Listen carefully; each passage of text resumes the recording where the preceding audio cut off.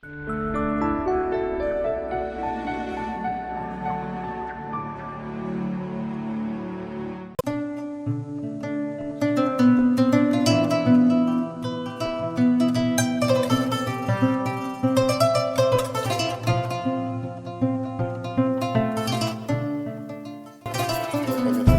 de saluer nos illustres patrons et institutionnels ici présents. Je voulais citer M. Ali Badara Cissé, qui nous a beaucoup coaché également à nos débuts au niveau des médias. Et c'est pour moi un honneur de le rencontrer ici. Serenbou également, avec qui je suis, Babacar, qui est également un modèle pour les jeunes au niveau du Sénégal. Je remercie mon frère et ami, Abdurrahman Diouf. Alors, si vous voulez savoir ce que c'est le contenu local, il est dans la salle. C'est Youssou Ndour.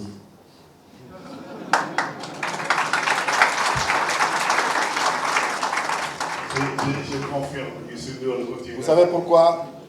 Parce qu'il a une maîtrise du mallah national et il s'est exporté au niveau international avec le world music. C'est ce que les entreprises veulent faire. De quoi on parle ici? On parle de nos biens, de nos ressources naturelles. C'est la charte fondamentale qui le dit.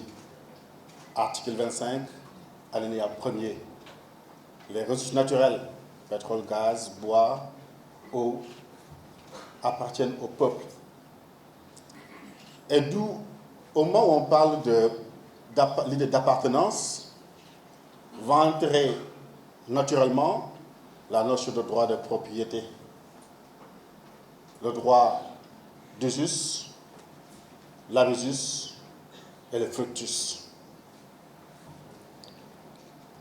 Et c'est ça qui donne la possibilité, une porte d'entrée aux citoyens, de parler de nos ressources naturelles de façon globale, et pour mettre de côté ce qu'on appelle la théorie de la peur des sachants, qui ont tendance à dire ceux qui parlent ne savent pas, ceux qui ne parlent pas, ceux qui savent.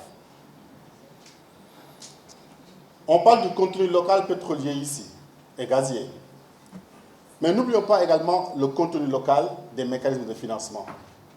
Sans une bonne maîtrise du contenu local des mécanismes de financement, que ce soit des fonds, que ce soit des banques, on ne peut pas avoir des intérêts sur le contenu local pétrolier et gazier. D'ailleurs, un des décrets d'application va bien entendu instaurer le système de participation des entreprises nationales dans les capitales à titre exclusif, non exclusif, bien à titre mixte. Donc il y a un besoin ici d'abord d'avoir une bonne maîtrise du contenu local financier. Deuxièmement, nous parlons du pétrole et du gaz, mais n'oublions pas également, avant d'avoir cette politique de maîtrise de notre pétrole et notre gaz, de maîtriser un domaine qui nous rapporte au moins 200 milliards par an et qu'il y a une obligation de cohabitation entre ces ressources pétrolières et gazières et ces ressources qu'on appelle les ressources halieutiques, la pêche. Il ne faut pas qu'on l'oublie. On a tendance à parler du pétrole, mais demain, en exploitant même le pétrole ou bien le gaz, on peut être confronté à une catastrophe écologique ou une catastrophe environnementale. Bibi, qui est en train d'exploiter le gaz, qui va exploiter le gaz, a connu une histoire avec l'histoire qu'on appelle Deepwater Horizon dans le golfe du Mexique.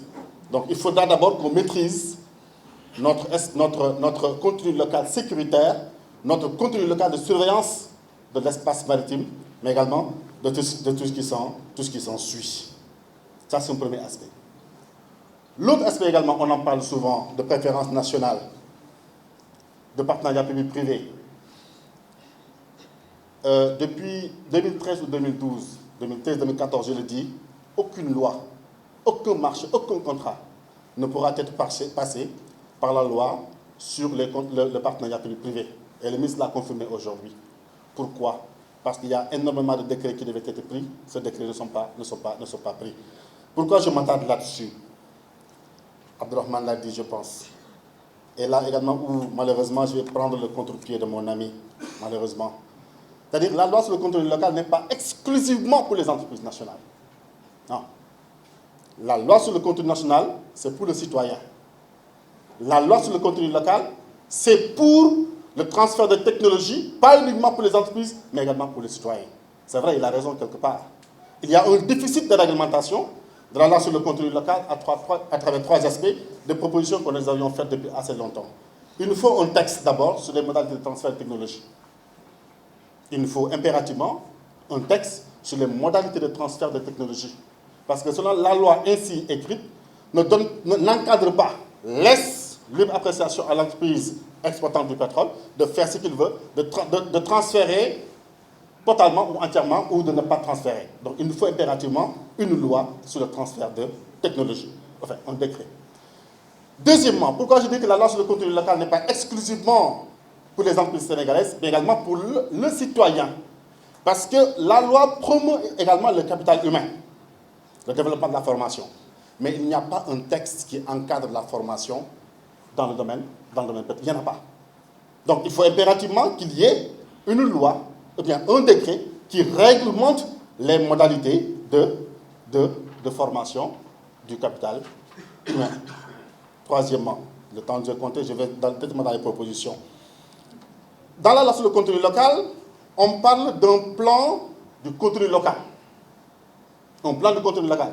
Mais il n'y a pas de modèle du plan. On n'a pas de modèle.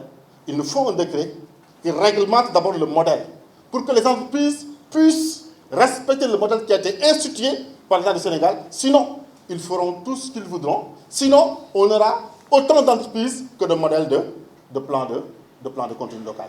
Ce n'est pas fini. L'utilisation également, il l'a dit, les dépenses, la confusion qu'il y a entre contenu local et responsabilité sociétale, qu'on appelle communément RSE. C'est vrai, il y a une confusion totale. Il n'y a pas, encore une fois, un texte qui réglemente l'utilisation des dépenses et des investissements de ces entreprises. Il nous le faut impérativement. Mon ami a parlé également des TBI. Il a parfaitement raison. Les traités bilatéraux d'investissement. La Constitution le dit très clairement à son article 98. Les traités et accords internationaux sont supérieurs aux lois. Il y a un besoin qu'il y ait une certaine corrélation entre la loi sur le contenu local, mais également les TBI qui sont signés par le gouvernement du Sénégal. Il faut impérativement qu'on puisse réglementer ces TBI, sinon on va tomber également dans le travers. Ça c'est également clair.